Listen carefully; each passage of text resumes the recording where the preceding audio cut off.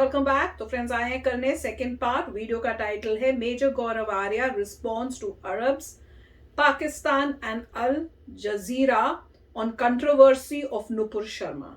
तो अगर आपने फर्स्ट पार्ट नहीं देखा, जल्दी से आज ही लगाया वो देख लेना, बहुत इंटरेस्टिंग है। अब सेकंड पार्ट देखते हैं और पता करते हैं आगे क्या शेयर कर रहे हैं। वीडियो शुरू करने से पहले अगर आप चैनल पर नए हो और आपने अभी तक सब्सक्राइब नहीं किया है तो जल्दी से पहले सब्सक्राइब के बटन और बेल आइकन को क्लिक कर लो ताकि आपको हमारे सारे न्यू वीडियोस के नोटिफिकेशन मिल जाए जैसे हम अपलोड करें। अगर आपको वीडियो पसंद आता प्लीज लाइक एंड शेयर। चलिए शुरू करते हैं। पे बताए कि यहाँ पे जो अकलियतें हैं, यहाँ पे जो माइनॉरिटीज हैं वो कितनी हैं, वो कहाँ हैं, उनका क्या कर दिया।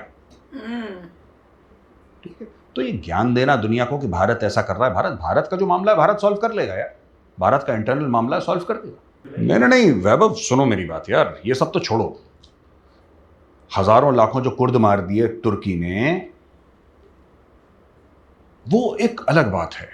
अभी जो शिंजियांग फाइल्स करके ना, पुलिस फाइल्स करके जो वेबसाइट भी आई है, उसके अंदर हजारों नाम, हजारों फोटोज दे रखी हैं ऐसे लोगों की जो मुसलमानों की हैं, जिनको चीन न मार दे, इनकी हिम्मत नहीं है। वही तो, ये तो बीजेपी की स्पोक्स पर्सन है नुपुर शर्मा, उसने कुछ मुंह से बोल दिया तो इनका मुंह सूज गया। वहां पे मोहम्मद नाम रखना अलाउड नहीं है। अब बताओ, शिंजियांग प्रोविंस में भैया हमारा दोस्त उन्होंने दही बैन कर दिया था क्योंकि उनको लगा था कि मुसलमान दही बहुत खा। ये चाइनीज तो पागल है ना, बिल्कुल दिमाग से पैदल है लोग चाइनीज। उन्होंने बोला कोई दाढ़ी नहीं रखेगा वरना तुम्हें गवर्नमेंट जॉब नहीं मिलेगी, कोई रोजे नहीं रखेगा। अब बताओ, तुम ऑफिस टाइम में नमाज नहीं पढ़ यहाँ सकते। पे क्यों नहीं बोल रहे? 15 लाख लोग जेल में हैं, जुर्म कि तुम मुसलमान पैदा हुए थे। पूरा आलम इस्लाम चुप है। इमरान खान तो जो कह रहा था कि मैं इस्लामोफोबिया के खिलाफ लड़ूंगा, बोगलापन। उससे जब पूछा है CNN ने, BBC ने, मुख्तलिफ चैनल्स ने, उसने बोला मुझे पता ही नहीं इसके बारे में। अच्छा, तो ये जो एटीट्यूड है ना मुस्लिम वर्ल्ड का, ये पता नहीं, ठीक है, कि जिससे हमें फायदा हो रहा है ना, वो कुछ भी करे यार, वो कुछ कर ले, पर अगर हमें फायदा है तो हम कुछ नहीं बोलेंगे इसको। देख लिया। और जिससे फायदा नहीं है उसके लिए हम पॉलिटिक्स खेलेंगे। तो ये चीज, और हमें भी ज्यादा कुछ देखो फर्क नहीं पड़ता। हमारे डिप्लोमेटिक रिलेशंस, हमने गए वहां पे बातचीत करी, they said we want an apology. India ने अपॉलोजाइज तो करा नहीं उनको, India has not apologise to anybody. India ने बोला we are looking after it, और OIC को डांट और दिया कि तुम लोग तंग नजरिए के हो, you are narrow minded. OIC को वहां पे सेट कर दिया। पाकिस्तान को तो बस गाली नहीं दी उन्होंने, बाकी उन्होंने पाकिस्तान को तो कुछ समझती नहीं। हमारे मिनिस्ट्री ऑफ एक्सटर्नल अफेयर्स वो किसी खाते में लेते नहीं, पाकिस्तानी को तो चलते फिरते निपटाते रहते हैं। पाकिस्तान को निपटा दिया, पाकिस्तान ने ज्यादा दिल पे बात नहीं ली। वो बनेगा नया पाकिस्तान, वो उसी में लगा है ना, डांस करने में, डांस स्टेप्स कर रहे हैं वो। आएगा इमरान, बनेगा नया पाकिस्तान, उनको तो कोई मतलब है नहीं। तो this is how everything is playing out. Basically 2-3 बात करने की, देखो, फंड्स, मीडिया प्रोपेगेंडा, ठीक है, and intelligence agencies of all these countries. ये करा किसने? पाकिस्तानी इंटेलिजेंस, कतरी intelligence, Turkish intelligence, and certain sections of Kuwaiti society, certain sections of Kuwaiti society. Which sections वो लोगों को पता है, लोग अपने आप समझ जाएंगे कि कौन से सेक्शंस हैं वो कुवैती सोसाइटी के जो है काम कर रहा है। स्टेट सपोर्ट की बात कर रहा हूं मैं। They have gotten together and they have done this. अच्छा, आज कोई ज्यादा खबर नहीं आई, कल भी बिल्कुल मामला, देखिए मामला ये खत्म हो जाएगा, ठीक है, ये मामला खत्म हो जाएगा। ये मामला कुछ इतना ज्यादा 2-4 दिन तूल पकड़ा, फिर मामला अपने आप शांत हो गया। लेकिन मैं बता रहा हूं इंडियन गवर्नमेंट को, we should take action against Al Jazeera. Al Jazeera should not be available in India. हम भी तो बोल रहे हैं कि इनको, ये टेररिज्म का माउथपीस है। USA से तो गया, और सबसे बड़ा विक्टिम कार्ड खेलने वाला है पूरे दुनिया में अल जजीरा, सबसे बड़ा ये हाय तौबा, छाती पीटने चले जाते हैं।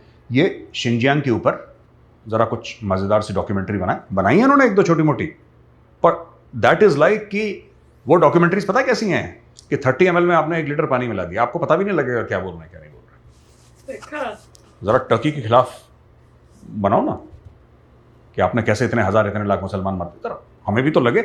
नहीं, they will not do it.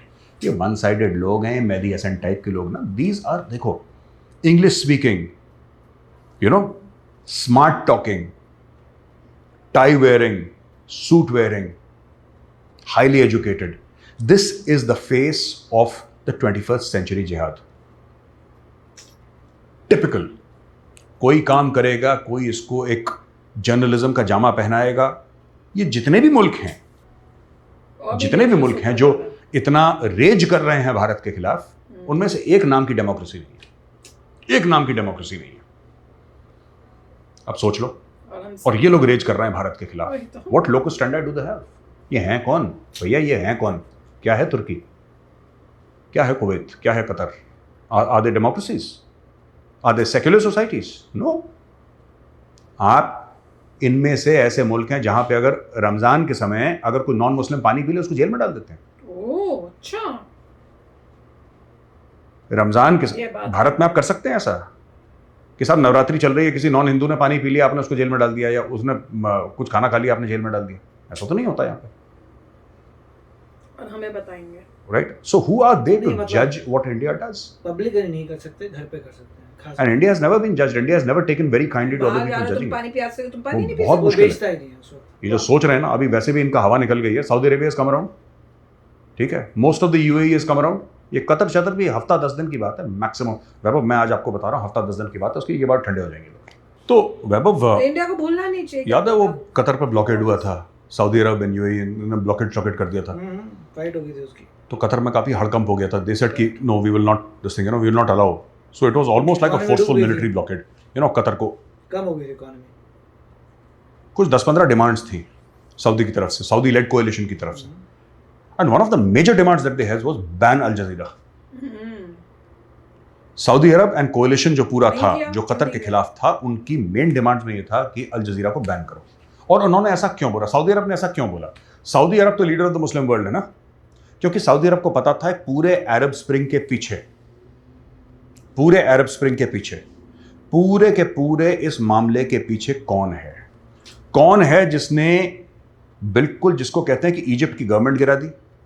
कौन था जिसने ये सब करा? ये जो प्रोपेगेंडा था, ये जो मीडियम था जिसमें डिसकंटेंट फैला, झूठ बोल के प्रोपेगेंडा करके, that was Al Jazeera. That entire thing was Al Jazeera. Al Jazeera की वजह से जितने लोग, लाखों लोग बेघर हुए, कितने मारे गए अनगिनत ड्यूरिंग दैट टाइम, है ना? वो कौन थे जो विक्टिम्स थे, जो मर गए? वो कौन थे? वो तो मुसलमान थे जो मर गए। और मारने वाला कौन था? वो भी मुसलमान थे।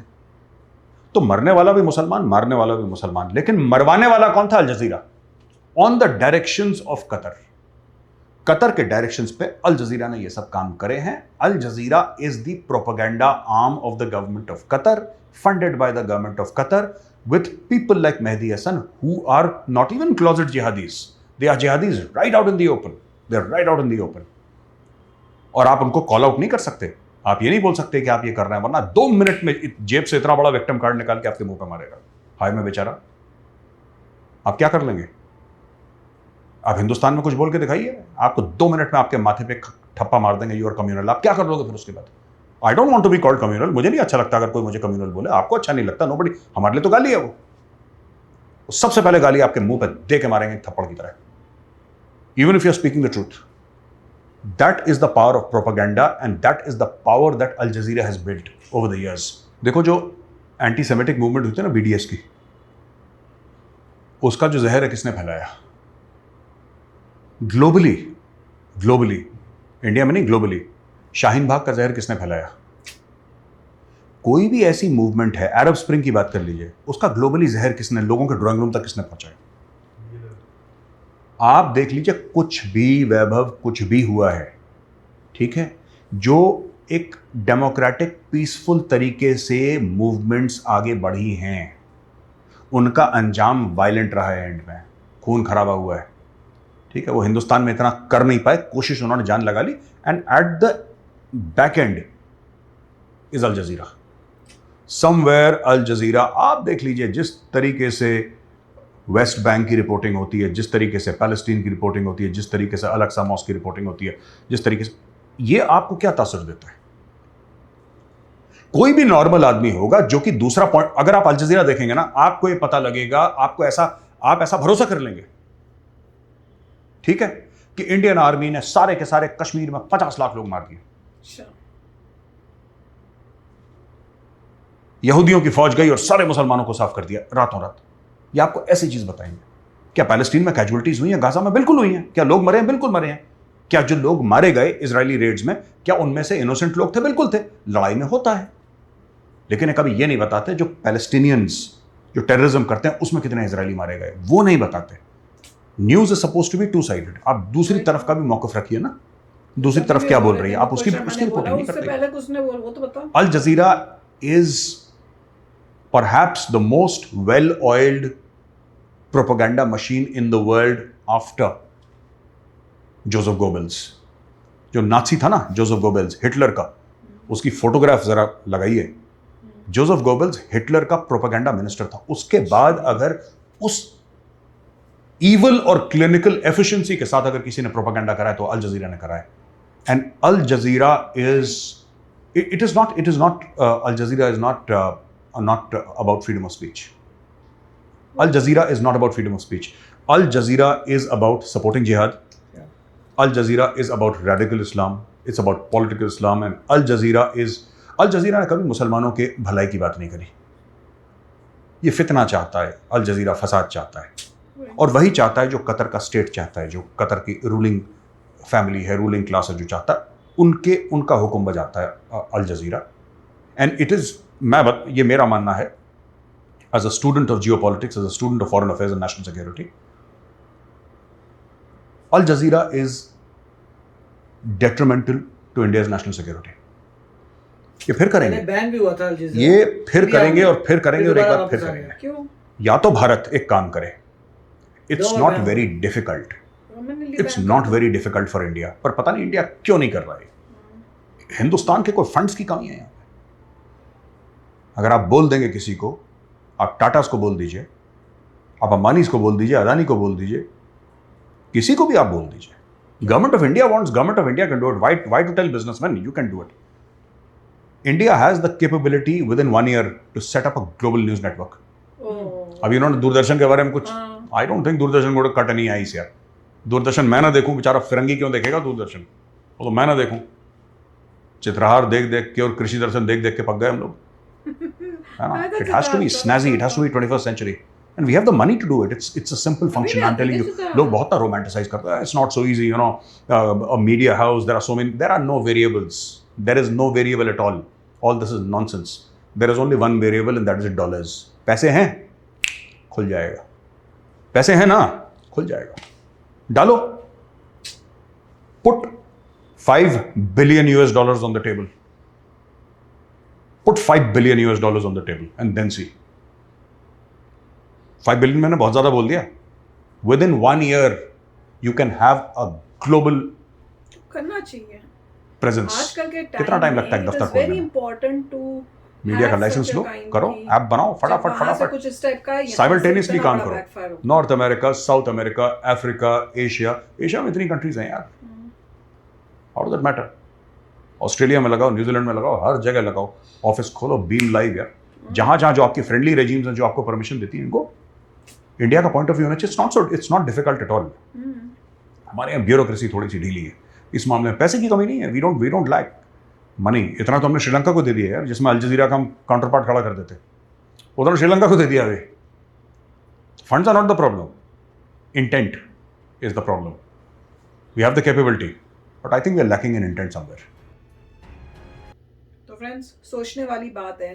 जैसे ये कह रहे थे यूएसएसओ निकल गया था, और इसलिए खाली नहीं निकला था कि पब्लिक ने भी किया था, गवर्नमेंट का भी कोई ना कोई उसमें हाथ नहीं, यूएस में तो देखिए, क्योंकि अगर गवर्नमेंट बैन करें तो रिलेशनशिप खराब हो जाती है, तो इसलिए हुआ यह। और देखिए, कोई भी यहाँ अल जजीरा देखता था तो वो एंटी होते थे, तो लोगों ने सीधा देखना ही बंद कर दिया। सिंपल कि नहीं।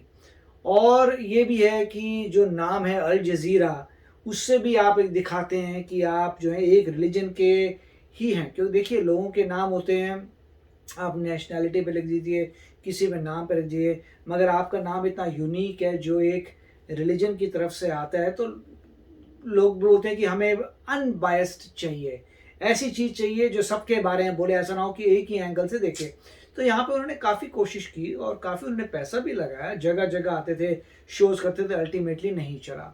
तो जब उनको दिखा कि पैसा बन ही नहीं रहा, तो कहाँ कितना पैसा लगाएं, वो लोग चले गए। जहाँ तक मैंने देखा था, उसका इंडिया में भी जब मैंने स्टडी की थी, 2 बार मेरे ख्याल से टेम्परेरली इंडिया में भी उनको बैन किया गया था, 14 दिन के लिए बैन कर दिया, फिर ऐसे 1 महीने के लिए बैन कर दिया, ऐसा कुछ हुआ था। अब इस पार्ट में डेफिनेटली वो यही कह रहे हैं कि अल जजीरा अगर इतना ही एंटी है तो उसे गवर्नमेंट को बैन करना चाहिए, बट उससे ईजियर सोल्यूशन ये है कि लोग देखना बंद कर दें। अब यही पॉइंट है कि क्या हर इंसान इस बात में बिलीव करता है? अगर वो एक रिलीजन के लोगों को रिप्रेजेंट करते हैं तो उस रिलीजन के लोग तो देखेंगे, जबकि उनको ये समझ नहीं आएगा कि हमेशा अल जजीरा आपको गलत चीज़ें दिखा रहा है, हमेशा एक साइड की चीज़ दिखाता है, दूसरी दिखाता ही नहीं। तो बहुत ही डेंजरस है उस हिसाब से देखें तो, क्योंकि वो एक ही एंगल से सारी व्यू निकाल रहा है। तो जो अच्छा इंसान होगा उसको भी आप तुम बुरा कचरा दिखाओगे तो वो भी बोलेगा अच्छा चेंज हो जाएगा। तो मेरे ख्याल से तो गवर्नमेंट को डेफिनेटली सोचना चाहिए इसके बारे में कि अगर आपको लगता है कि ये बैलेंस्ड न्यूज़ नहीं करते तो पहले आप स्टार्ट करिए, देखिए आप बैलेंस्ड न्यूज़ नहीं कर रहे, इंटरेक्ट करिए और अल्टीमेटली कहिए देखिए हमारी गवर्नमेंट में फिर हमें एक्शन लेने पड़ेंगे अगर तुम बैलेंस्ड न्यूज़ नहीं करते। बिल्कुल, जब हमने इतने सारे चैनल्स ब्लॉक कर दिए हैं, सब किया, तो फिर ये जो मेजर इतनी प्रॉब्लम इस बारी की देखो, प्रॉब्लम इतनी मेजर क्रिएट कर दी, वही तो ज्यादा स्ट्रिक्ट। और दूसरा है कि कतर ने सीधा दिखा दिया कि वो आपके अगेंस्ट है, वो तो है। और मगर ऐसा सिचुएशन नहीं थी। आप 1990s में जब मैं कतर में रहता था, मगर तब भी आपको चीज़ें नज़र आती थी प्रॉब्लमिस्टिक। जैसे मैंने पहले भी एक बार शेयर किया था कि हमको कहा गया था भैया कि राजा आ रहा है, वो एक रोड है उस पर राजा आएगा और प्रजा ने जाना है, उसको बाय बाय करना है। तो हमने भैया नहीं जाए तो क्या होगा, तो उसे बोला था नहीं भैया ये जाना बहुत ज़रूरी है। जबकि हमने बोला भैया हम तुम्हारे देश के नहीं हैं, हम बाहर से आए हैं, कुछ समय के लिए आए हैं, चले जाएगा। मगर वहाँ पे काफ़ी डेंजरस था। फिर लोगों ने कहा कि ज़्यादा बहस करने की ज़रूरत नहीं है, बेटर है कि करो। तो वैसा अजीब सा लगता था कि जो इंसान डेमोक्रेसी से आ रहा है उसको ये नज़र आएगा अच्छा कोई, मतलब ये पुराने ज़माने की बात है, जब हम सुना करते थे पुराने ज़माने में मिडीवल वर्ल्ड में कि राजे महाराजे आते हैं, लोग ऐसे हो करते हैं, झुक के वो करें। हाँ, तो वो उस ज़माने में 1990s में तो बड़ा शॉक लगा। और उसके बाद और ये भी सही है कि जब कोई इंसान आता है तो मुझे पता नहीं उस समय अभी है नहीं है, एग्जिट वीज़ा का सिस्टम होता था, आप जा ही नहीं सकते कंट्री से तो एग्जिट वीज़ा ना लगे, क्योंकि वो देखना चाहते थे कि आपने मतलब कोई उनके वहाँ उनके हिसाब से कोई कर्जा तो नहीं उठा लिया, आपने किसी को कोई आपके अगेंस्ट कोई केस तो नहीं है, मतलब आपने कोई क्राइम तो नहीं कर दी, और जब तक क्राइम किए या आपका हिसाब किताब खत्म नहीं तो आपको जाने नहीं देंगे। तो ये भी पता नहीं था। तो काफ़ी जब मैंने देखा ये सब, मैंने कहा भैया अपना तो टाइम हो गया निकलने का यहाँ से, क्योंकि ये उससे आपको कीमत पता लगती है डेमोक्रेसी की।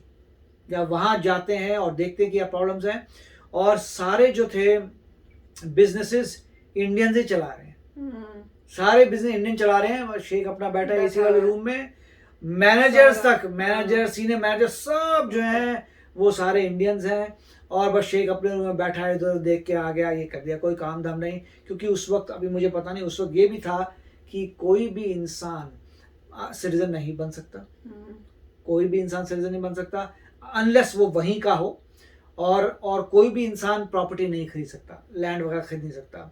तो वो तो सभी बाहर से जो आया वो, तो फिर भी मैं उसके बाद भी मैं अमेज्ड था कि काफ़ी सारे इंडियंस वहाँ इतने साल से रह रहे थे, जबकि उनको पता है वो सिटीजन नहीं बन सकते, उनको पता प्रॉपर्टी आप लैंड नहीं खरीद सकते, घर नहीं खरीद सकते। तो पॉइंट ये था उस वक्त इंडिया की आर्थिक सिचुएशन इतनी अच्छी नहीं थी 1990s में। तो फिर आप समझते चलो गरीबी है, गरीबी की वजह से यहाँ काम कर रहे हैं मजबूरी में, और यहाँ से पैसा बनता है और घर भेजते हैं, फिर वहाँ घर चलता है। तो मगर अब जैसे इंडिया प्रोग्रेस कर रहा है, ज़रूरत नहीं पड़ेगी किसी इंसान को अरब कंट्रीज में जाने की। अब वो तो चलेगा जो चलेगा, बट जो यंगर जनरेशन है, यंगर जनरेशन करेगी अरे मैं क्यों जाऊँ, तुम हमारे यहाँ आओगे। अब तो उल्टा होने वाला है, अब तो लोग बोलेंगे तुम आओगे भैया, हम वहाँ नहीं जाएंगे। तो काफी अच्छा वीडियो था। यस फ्रेंड्स, इंटरेस्टिंग वीडियो था। अब देखते हैं कोई गवर्नमेंट स्ट्रिक्ट एक्शंस ले, अभी नहीं, जो भी मतलब समझ जाए और ठीक टाइम पे दे। ऐसा मतलब कहते हैं ना कि कॉफिन में वो जो नेल डालना होता है वो डाल के उनको बताए कि भाई इस टाइप की चीजें जब तुम करोगे तो बैकफायर पे तुम्हें जवाब जो मिलेगा ना बहुत तगड़ा मिलेगा।